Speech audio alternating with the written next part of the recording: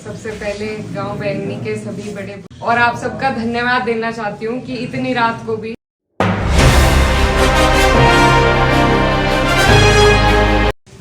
सबसे पहले गांव बैंगनी के सभी बड़े बुजुर्ग सभी को नमस्कार, अस्सलाम वालेकुम, जय भीम। आज 6:30 बजे का यहाँ प्रोग्राम था, तो सबसे पहले मैं आप सबसे हाथ जोड़ के माफी मांगना चाहती हूँ कि हमें देर हो गई।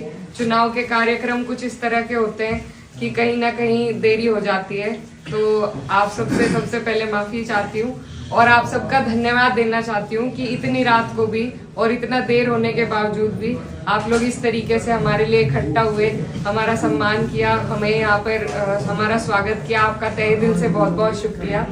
और मैं शुक्रिया देना चाहती हूँ सुशील कुमार जी का, अमन जी, सरोज जी, मोनू कुमार जी, जबल सिंह जी, बबलू कुमार जी और विकास भाई साहब का।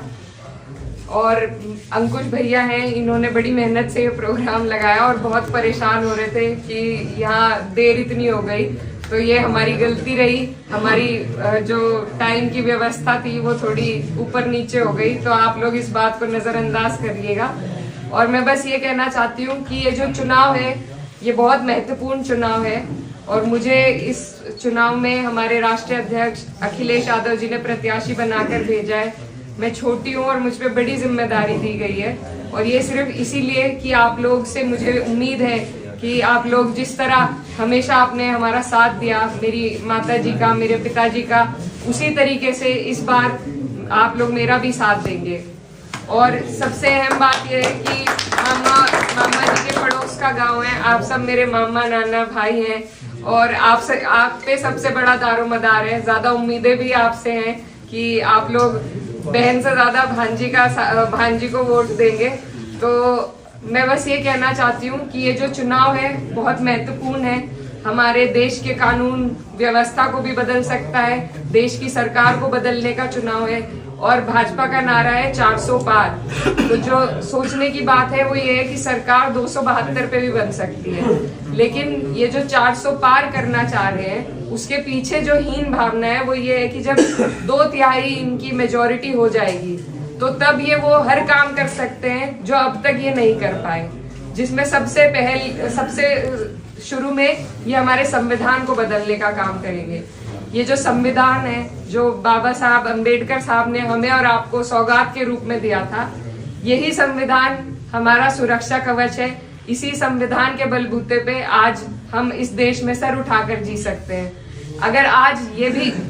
अगर भाजपा सरकार दोबारा आती है तो अब ये इस संविधान को बदलेगी, आपके हमारे जो अधिकार है उनको छीनने का काम करेगी।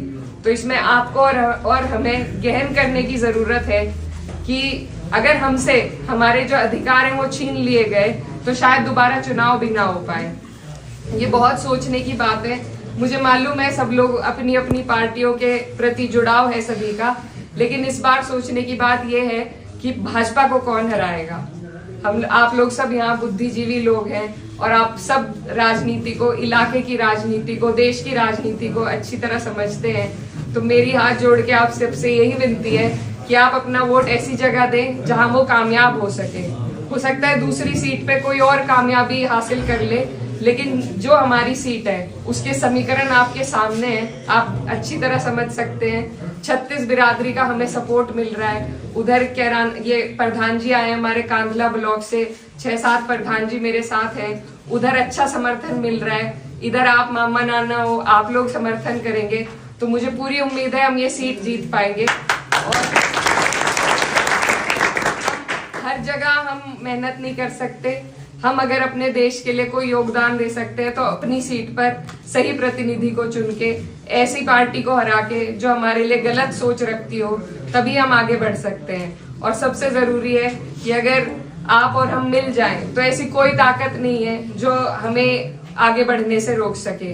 आज हमें एक दूसरे का सहारा बनना है, एक दूसरे का सुरक्षा कवच बनने का काम करना है। तो यही मेरी आप सबसे अपील है कि आप लोग मेरा साथ दें और आने वाले वक्त में जहां भी आपको मेरी जरूरत होगी मैं भी आपके बीच में रहकर आपकी सारी लड़ाई लड़ने का काम करूंगी।